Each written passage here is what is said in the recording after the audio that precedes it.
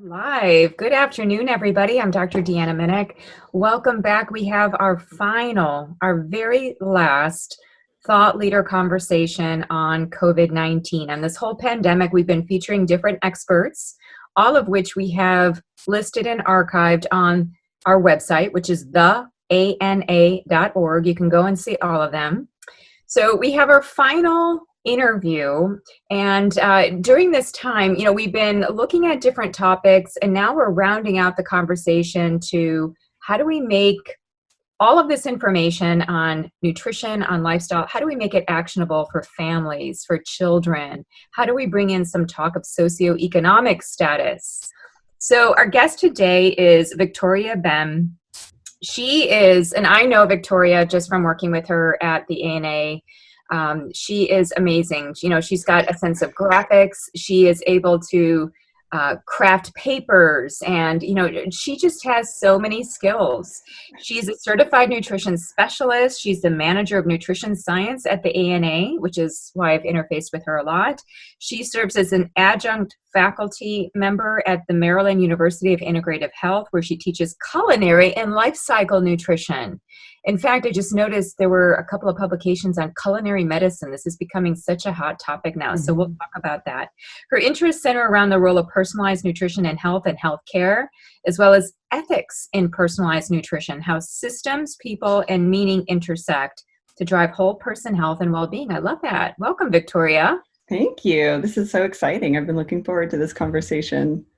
Well, I couldn't wait because, you're such an interesting person, and I've always wanted to kind of get your take professionally as to, what's going on in the nutrition field. And so what better time than now to be talking about COVID-19? Yeah, absolutely. There's a lot going on in the field right now. And I feel like there's this real desire and urgency around what we do at the ANA, which is personalized nutrition and sort of shifting into the future of nutrition. And then there's also this aspect during COVID of like going back to basics. And I kind of have perceived this trend into, people are gardening more, people are engaging with their communities more in terms of food. And so it's interesting to sort of look at the full spectrum of what's happening right now. That's a really good point. There can be an upside to being at home, more family time, more being in the garden time, more self-care time, potentially. Yeah, I think hopefully. everybody's a little bit different. How about for you personally? What's happening for you in your day-to-day since March? Yeah, so we've actually kind of moved in with my parents. My husband and I are full-time workers, and so we lost our childcare and have moved in. So we're in a multi-generational household right now, and we're sort of homesteading as much as we can. My parents have chickens. They've got 3 acres. We've got a nice big garden that's been fertilized by said chickens. So I think, we're feeling really privileged in that regard. And, we try to get the kids outside and utilize this time to teach them some life skills. So my son is 5 and he had a module on farming, which was very appropriate, virtually, through his course, his pre-K coursework. And so we took him out and he planted some seeds with his abuelo. They grew spinach and we've planted peppers and tomatoes. So it's been a really beautiful time of just kind of coming together around what matters to our family, and also using the time that we have here, in particular at my parents' home, to teach them some of those skills. He loves cooking. I've tried to involve, I have a 2-year-old who's also very eager. So what that looks like for her is a little bit different. But for my 5-year-old, he just wants to be involved, and we've gotten him in the kitchen. I've had a chance to teach some, food safety, knife skills, safety for him. He'll just like grab a knife and try to cut whatever I'm working on. And so it's been a really good chance to just engage really closely with them. And you'll like this. My daughter just got the 20-pack of Play-Doh, and all the colors you could think of. And she's been making what she calls band cakes, which are just like little pancake things out of Play-Doh. And so I've used that opportunity as she's smushing colors together to talk about, food and color, and let's combine some colors and what colors are real food. So it's been really fun in a way. It has its challenges, being in a house with so many people for such a long period of time when it comes to food. Lots of opinions from the younger and the older, and myself too. I can't leave myself out of the opinions category as a nutritionist, but it's been really fun, and we've had some beautiful and unique opportunities here. You're such the perfect person to have a discussion with about family health and really engaging the whole family in being healthy. This is, I think, the challenge of our times. Mm-hmm. And in fact, before we got on, I was talking with Meredith even about her 6-year-old son, Patrick, about, trying to get kids to eat the rainbow. And what does that mean? It's the number one question I get. Deanna, I have no problem eating healthy. It's my kids. Give me tips for my kids and make them cost-effective tips. Yes. So let's talk about kids a little bit, and then we'll talk a little bit about families, and maybe you'll weave that in. But what can we be doing for kids during this time of the pandemic? What skills can we be? It sounds like you're already on your way with teaching your kids about gardening and food safety. Yeah. It's a stepwise way for most people. Yeah, so I was, lucky to have been through my graduate program in nutrition before I had my children, and so I started early, right? So as soon as my son started, this is not a joke, the first thing he grabbed off my dinner plate was kale when he was 4 months old, and he requested salad for his 4th birthday, so he's just a gem and unique, and I don't expect that my daughter nor other children necessarily have that proclivity, but it's never too late to introduce new concepts, new ideas, new ways of eating to your family. And it's, right now I also want to just identify that some people are probably feeling a lot of stress, and right now might not be the best time. Right now might feel like it's way too much to try to get kids to eat better. Like in my own household, we have sort of the snack drawer, and I try to keep decent food in there, so that my kids can. What's a snack in your snack drawer? I'm sure it's no Skittles or anything. No, we've got like dried fruit. We have little apricot packs and figs, and my kids do like crunchy, salty. So we got the veggie straws, and there are just kind of I rotate, but try to keep it things that I'm comfortable with them having if they just grab it. And so we've kind of made that the place where they can go if they're like, Mom, I'm hungry, just go ahead and learn to self-regulate, which is a challenge. But some families are just maybe not in that place right now to shift things. And so I do want to acknowledge that for many people, this might feel like too much. But then there's also just really little things. You don't have to shift everything at once. And this is true for all of us. Any client that we have, it's about readiness and motivation and accessibility. There are so many cultural and economic factors at play too. What's acceptable to a child today and next year might be completely different. I think the statistic on children accepting a new food is sometimes it takes 10 or 15 exposures. And so that's something like when my daughter, who's about to turn 3, she's a little pickier, and she'll reject some of the vegetables that we make, and it always goes on her plate. She could tell me she doesn't like broccoli 15 times, but it's still going to show up, so that she gets used to it, so that she sees us eating it. And that's sort of one of the fundamentals of teaching children how to eat as part of the family, is not necessarily making them their own meal. They get sort of what we get, and that's different than how I grew up. So that's interesting being here with my parents, because my dad's kind of in charge of the kids for most of the day, and he'll kind of adjust what he's doing around what they want. And when I come down, I feel like the hammer. I'm like, no, I'm not making you something different. You get what's on your plate, and it's up to you whether you want to eat it or not. And they're used to that at home. And sometimes we have tears, but by the end of the day, they always eat it. So, it's sort of a shift in that for me is a pretty strong parenting rule, and that might not be the case for a lot of people. And so that's like one place where parents can sort of dabble in like, what does that look like? If you've been making your kids their own meal, what does it look like to involve them in the family meal? Mhm. Some of the other things that come to mind are involving children in food selection, meal preparation. Those things really help kids to feel like they're participating and take ownership in the process. And so for us, we try to get the kids to the garden. They understand kind of what's going on. I point out the bees, and we talk about pollinators, and that's really fun for us. And then, we can bring that to the table. We can bring that to the kitchen. And if you don't have a garden, you could plant, herbs on your windowsill. It doesn't have to be a big deal. Yeah, you're going to say Sorry, I something? have to tell you so my niece, she's 6 and Okay. she loves mac and cheese. Her mom is not so into health and eating like I am. Like you and we're kind of outliers, right? To some Yeah, degree. So probably.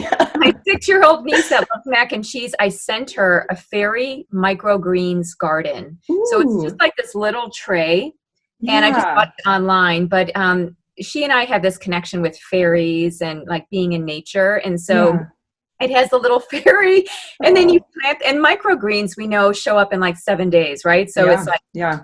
she sent me a picture of, well, her mom sent me a picture of her watering the Oh, microgreens. that's She had really them in the sweet. sun, and then she was so happy to see them like bursting through, right? Yeah. So it's something that they can see and Yeah. feel. Exactly. Like the participation for kids are so tactile. They're, the more we engage them, even if it's something silly, we had a big rainstorm and the kids were out there just with a bucket, like pouring mud on each other, and like anything that they can do, to get into nature and to get into the garden, or just have, you can buy the little plugs of plants at the store right now. I think a lot of like the Tractor Supply and even the grocery stores. I've seen, if you go to like Home Depot, they have plants, and many of them are edible. So just, putting a little box together and putting them on the windowsill. I have my kids water plants. It's a little tricky, but we do our best. And the other thing is expectations. And this was a big one for me when I had kids. I was like, no, everything has to be clean, don't break the salad spinner. And I was very much, I had a lot of expectations about what things would look like. And for me, a lot of it was just shifting what I thought things had to be like. And that's a big parenting lesson.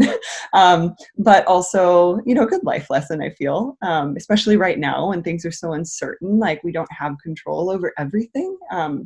And so just allowing the kids to make a little bit of a mess is okay. In the kitchen in particular, we made, I'm not perfect. We made cookies, and we had like flour everywhere, but it's like such a meaningful experience for children to get their hands in the dough, and they participate. And so for whatever that looks like for parents, depending on the age of their children, that could just be, squishing their hands in the dough. It could be learning to slice. I got my son this set of like plastic serrated knives, and he loves them. He's just like, walking around trying to slice things. And, we had to talk about when you walk around with a knife, hold it down by your hip, with the point facing down, and hand somebody the handle. So we had a lot of like real life lessons, which was great. Love And then that. food selection, I actually taught like a Eat the Rainbow class at my son's preschool last year. And I made a little chart with the rainbow and all the little like foods that go along the rainbow arc, that correspond to that color. And we talked about, why colors matter for your body. And so now we have this little chart with stickers, and they can kind of put little stickers for whatever color they ate. And I can actually, Meredith, we can put that on the website. I can give that PDF to our listeners. Hmm. But it's just a really fun way for them to just sort of start thinking about it. Like, did I eat green today? What was that green food? Or then they start to participate in that way. And that can be helpful for meal planning. Like before mom or dad goes to the store, just bring out your rainbow chart and have the kids say like, oh, that one looks fun. What's that? And talk about it. And what recipes could we use? And again, that might be a little easier to do post-COVID. But it's certainly just getting the kids engaged and interested is kind of my my bottom line for childhood nutrition. I'm so with you about that level of engagement. When they have that locus of control, like they can make Mhm. some choice somewhere. And so, I think about my situation when I was about 8 years old. My mom got really into health, and she just Mm. topsy-turvy. Our eating went from eating junk food into no junk food and only health food. So for Mhm. me, at the age of 8, I resisted that. It was Yeah. really difficult. And it Yeah. was kind of Yeah. like, you're going to eat this or else you're going to have it for breakfast. Like, there's no way out. And so Yeah. I've always felt that having some kind of locus of control is really healthy, Yeah. especially when the child is older. Like, how do you get them to participate, whether they're growing the food? And even for really young kids, one of the things that I bought for my niece was something called Food Face. You can just find it online. It's a plate. The plate. Okay. Okay. Yeah. Yeah, and it just Yeah. has two circles for the eyes, a little dot for the nose, and a line for the mouth. Hmm. And so you can make designs because, when I was growing up, it was like no playing at the dinner table, right? You Right. just Yeah. eat and you're done, and it's Hmm. functional. I Yeah. think we need to gamify it. I think we do Yeah. need to have, just like you said, you were messy in the kitchen. Nature is messy. Yeah. It's like, how do we? And then when we're adults, we try to figure out ways to go back to being messy again because we Right. become too structured. It's Yeah, like, yeah. And life ah, is messy, like I think this is the perfect time to just think about how crazy life can be. And if we're all trying to control so much of our lives in this moment, that can be so hard for our psychology and our bodies, and for the kids too. I think one of the big things that came up for me as I was thinking about this conversation is stress, and yeah. like stress for adults, as we're missing our social structures. Kids are too, and in particular families who don't have a lot of resources are probably under particular stress right now. And so I think, as I say, like, get out in the garden and do all these fun things and go buy the 20 pack of Play-Doh, I recognize these are just absolutely not possible for a lot of people.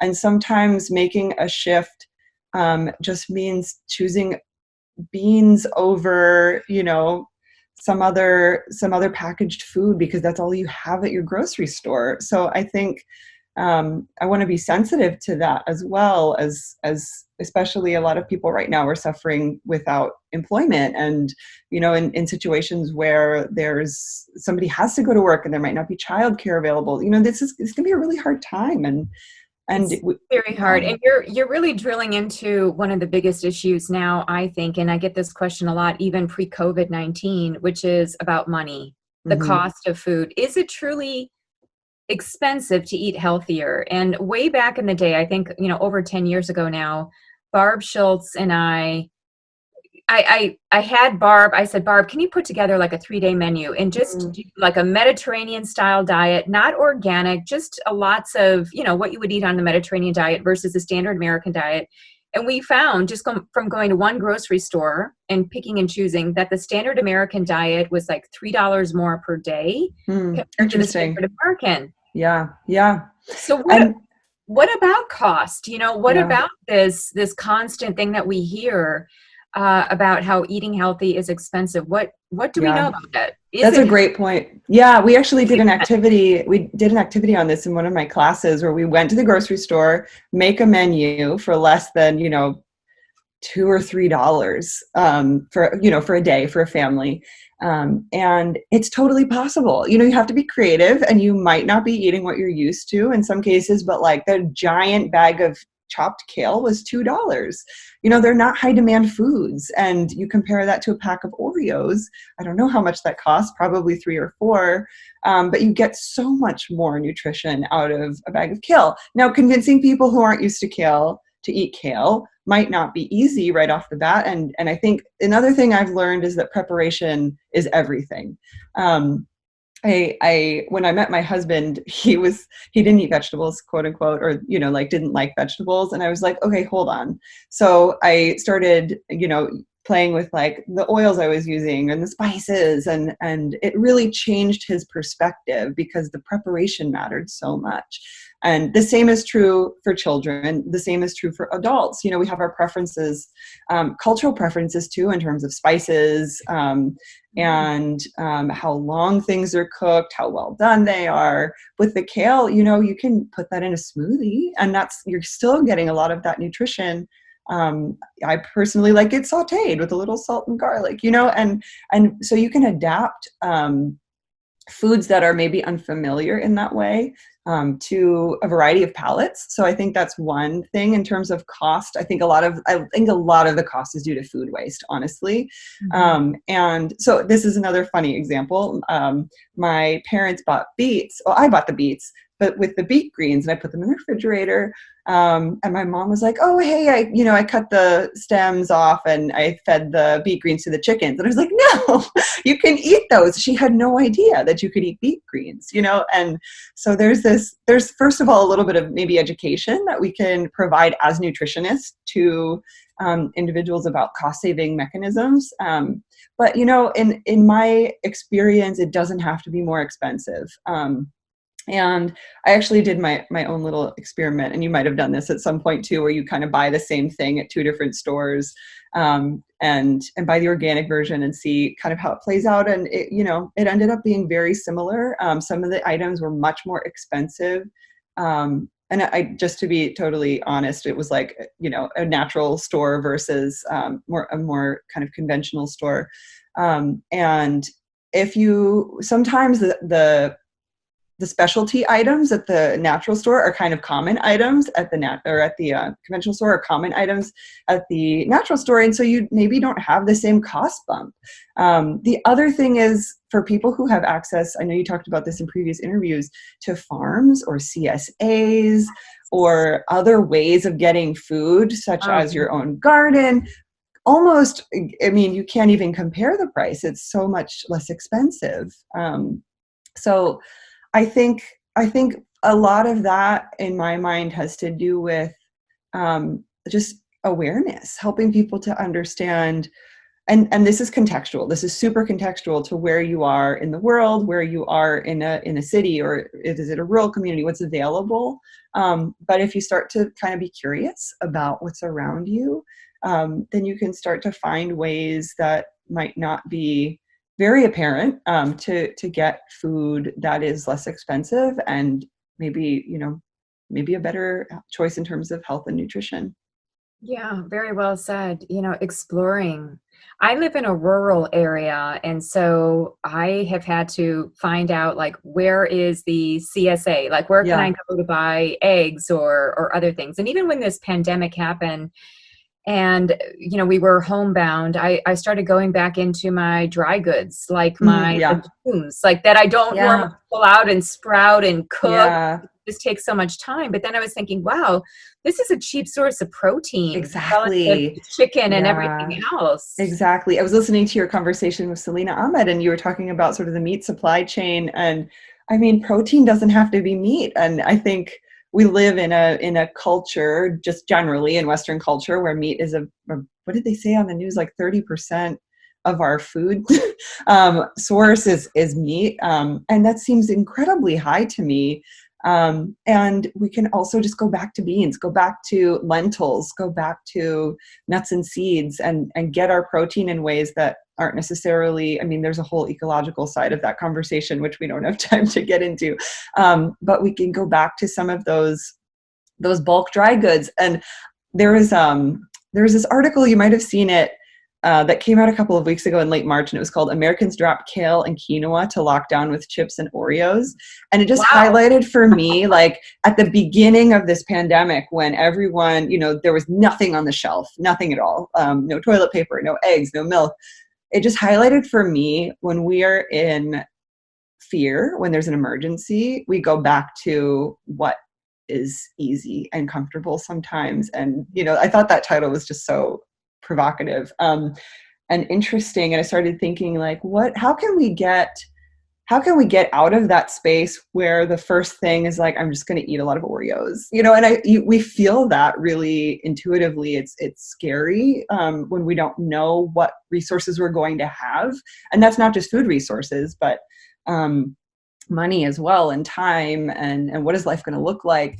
And so if we can sort of shift a little bit, and I think this is work for nutritionists, but certainly other healthcare professionals, including and especially counselors right now. But what can we do to help move people into spaces where they feel like, I don't have to retreat into my Oreo and chip self. And I can also have compassion for myself right now. And I think that's sort of my message around nutrition right now. Is like, let's have compassion for ourselves and the people around us, but also maybe go to the edge of comfort where let's try something new. Let's bring in some foods that are nourishing at the physiological level, because that's also going to have upstream impacts on our brain chemistry.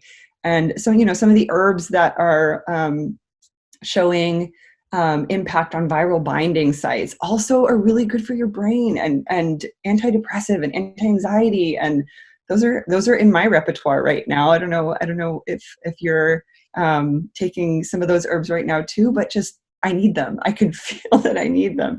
And so I kind of want to just that's kind of my underlying message, I guess, for our listeners today. Compassion and, I guess. Victoria, you said that so well. It's so true. And oftentimes when I'm in the grocery store and I see people that don't look very happy buying processed foods, I really get into this mode of like, I just want to be like in the aisle of the grocery store and just tell people, because I think that people are afraid. And like you said, they clutch onto what gives them comfort, and whether it's crunchy and salty or it's sweet and chocolatey. And even myself, being homebound for so long, I noticed that I started to have cravings, and this never happens. I'm usually a chocolate person, but I was gravitating towards, I wanted something salty and carby, just crunchy and chip-like. But then I'm like, no, because that's like, my nutritionist mind got it. It's always like this internal battle when that happens. Yeah. It's internal. And then I asked myself, what am I really wanting right now? Maybe I'm feeling stressed. Maybe all that crunchy, crackly stuff is really about back-breaking stress and feeling like I need some out. So what I ended up doing instead of eating that was I went for a walk. And for some reason, taking a walk just resets me. And I've read somewhere that just getting out of a situation for 15 minutes is neurochemistry, right? Absolutely. Yeah. Or even, what I've realized recently, because we've been home so much, and I'm the kind of person who like things swirl around in my head and it takes me a while to say them. I'm not like an external processor really. If I voice something, it doesn't have as much power over me. And so when I'm in those moments, if I'm like, I just want to eat an entire tub of ice cream, then it goes away, and because it sounds ridiculous coming out of my mouth. So I would say too, like, that's a great tool, like go say it or go get it out in some other way. And, bringing it back to family nutrition, for kids in particular, allowing them to have non-food, sort of like not rewarding them with food, having some non-food outlets for their behavior is so important. And I don't know about you, Deanna, but I grew up in this sort of like eat all the food on your plate because there are people around the world who don't have any food. And, then if I did certain things like, okay, great, now you can have your dessert. I think a lot of people in the West probably grew up with that kind of messaging around food. And I would encourage parents right now too. It's hard because kids are very food motivated. A lot of them, not all of them, but starting to build these healthy habits now around like let's open a new toy. When you clean up or when you finished your homework, or let's go out for a bike ride as a family. And what I've realized having little ones too is the thing they want the most is connection. And don't we all? Like, we all just want to be known and seen and understood. And for kids, it's just so important. They want my attention. They don't really care about, the apricots or the extra breakfast, serving.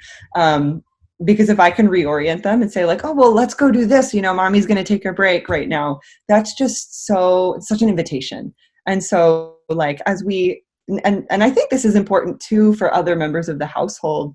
What are the invitations that we're giving ourselves right now? And for people who are not living with others, where can you extend an invitation to someone who's part of your network? The social aspect of quarantine or social distancing is really hard for a lot of us.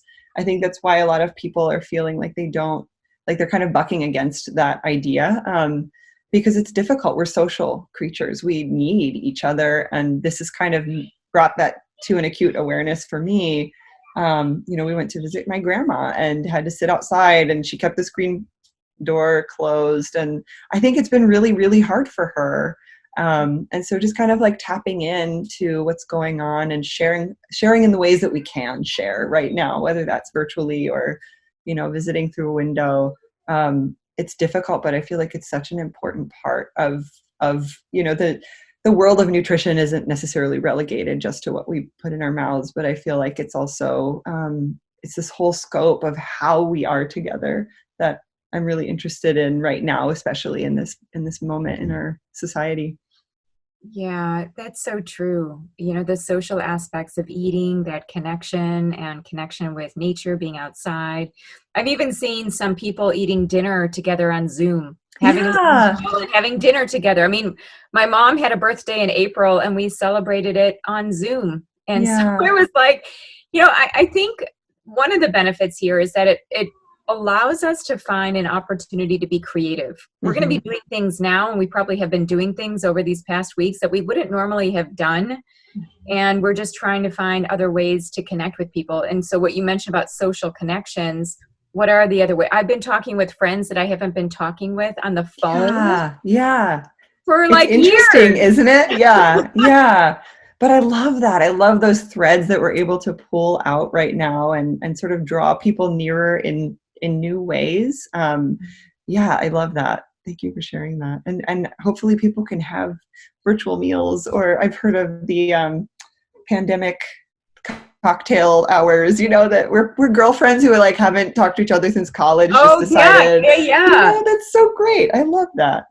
Yeah, and then there are meditation circles or book Yes. club meetings, Yeah. all of these different things, and so many things are free. I think that one of the Yeah. opportunities for a nutrition professional at this time is what can we do to be of service? What can we Mm-hmm. offer to people? And I think that the ANA has done so much. Victoria, you've been part of this whole initiative, helping with the position paper, getting all the science together to fuel the practices of these nutrition professionals. And so I think that this can be an opportune time in many ways. It may feel like a lot of struggling as well. Yeah. I do feel like we're past the fear stage and we're now into the reality of like, okay, what am I doing right now and how can I Yeah.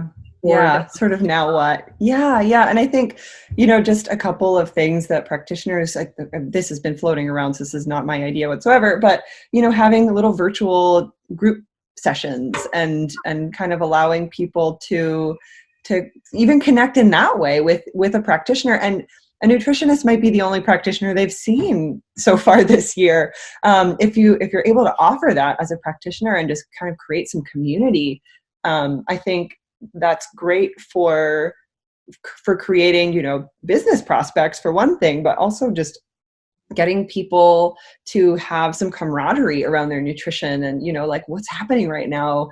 Like, let's talk about what's working and what's not and what your goals are in a group setting. And then there's additional, it's less expensive for people who have some financial struggles, but there's also accountability with a community of people. And, community right now is looking a lot different than it has in the past. And I'm assuming it will continue to look different for quite a while.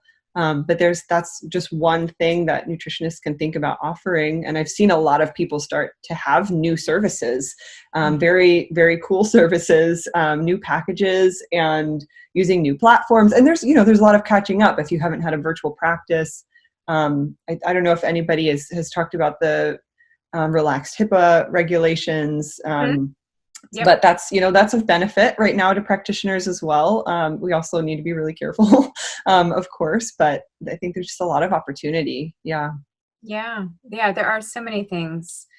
Victoria, this has been great. You provided such a rounded discussion around all these topics that we've been kind of piecemealing over these weeks with different experts. And I feel like we just put our arm around them and embraced everything that we are currently confronted with, and thinking about our family, thinking about children, thinking about nature, social connections, our businesses, money. How do we make eating healthy and affordable? So thank you so much. This has been Thank incredible. you. It's always a pleasure to talk with you, Deanna. Thank you so much. And shout out to Meredith, who none of us could do this without you. Meredith is behind the scenes organizing all of these webinars, all of the background information. We just show up. Yes. So there's a lot of work behind the scenes. And in fact, I'd like to close with a couple of different things. Yes, a big thank you to Meredith and to the ANA. We also want to know if you enjoy these expert talks and interviews. Do you like them? What do you like? What would you like to see more of? Maybe chime in on this thread. And then the other thing is that we are going to have our final session doing a summary of all of these talks this Monday, which is May 25th. I think I got the date right, at 12 noon Pacific time. So we're going to jump on for an hour. We're actually going to stream it on Facebook. We do have a webinar sign up, so that's going to be our reliable method, but we are going to try to stream it, and hopefully it will work. And if not, give us your email and we'll send out the recording later. That's not a problem. And then if you want to access all the other videos, make sure you go to the ana.org website so that you can look at all the materials. In fact, the position paper that Victoria had a primary role in helping to put together, you're going to find that on the COVID-19 page. And so the ANA is here for you in terms of providing resources that you need. So again, I want to thank everybody behind the scenes. Victoria, thank you today. Thank you for being our final guest to do the finale. And then again, we will come together on Monday to have a conversation. It'll be Corinne Bush and myself, and Meredith, of course, will be there behind the scenes. Victoria, will you be making a cameo appearance there, or? We shall see. I'm not sure yet, but hopefully sure. I don't pop in and pop out like I did in the last interview. But yeah, thank you so much, Deanna. All right. Thanks, everybody. Take care. Take good care of yourself. And thanks for getting the message of personalized nutrition out there to the community. Bye-bye.